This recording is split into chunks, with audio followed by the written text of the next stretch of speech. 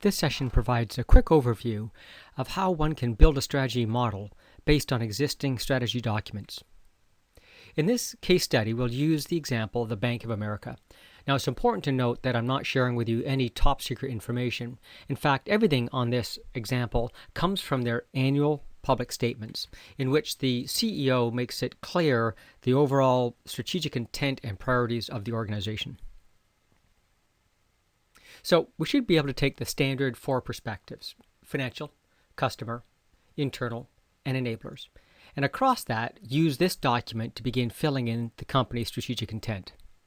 So overall, there's a statement about the company's vision that basically says we're here to build a financial services company that helps people and organizations create, build, and preserve and grow wealth. So that's the overall mission statement. Now, if we go into the document and we frisk it for some of the key points, one issue that he talks about is improving returns on investment or returns on invested dollars. And so that's clearly a financial objective. So I've moved that up there. There's a second objective about broadening the revenue mix. Again, seems to me that that's a financial perspective, talking about the financial benefits of the organization strategy.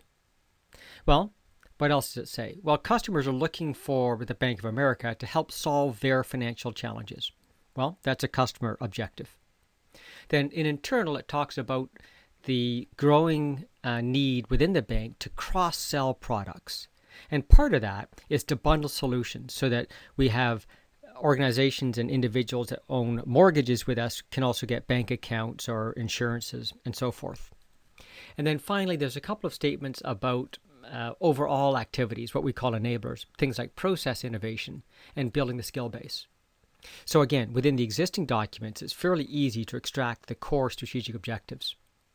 Now, I've laid them out by perspective, but I've also laid them out in anticipation of how they might link together. So it seems to me that overall, if our objective is to improve returns, there's 2 things we need to do. One is we need to broaden the revenue mix, and secondly, we need to help solve financial challenges. And if we do those 2 things, that will help improve returns. But in fact, if we help our customers solve financial challenges, that will also help us broaden the overall revenue mix. So, how does that happen?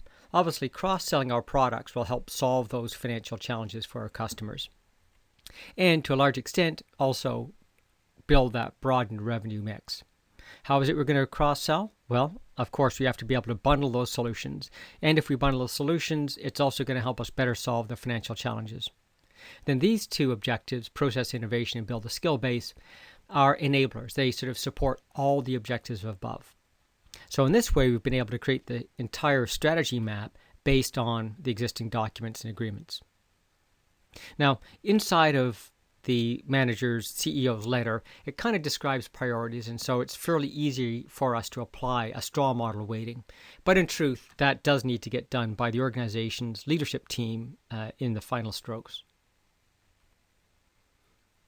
It's important to note that what we've described is the corporate level strategy map.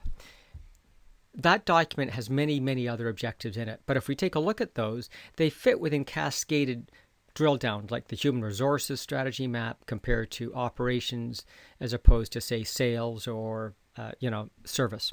So if we have an objective at the top of the house like cross-sell products like we saw, as it gets cascaded down, different departments have different roles to play in making sure that we achieve that objective. It's important to note that at the top level strategy map that we've been building, we're only trying to describe the overall corporate objectives. And as you cascade the strategy maps, you can drill into how they contribute to the overall strategic objectives and priorities. To learn more about these concepts and others, please join us at pm2consulting.com.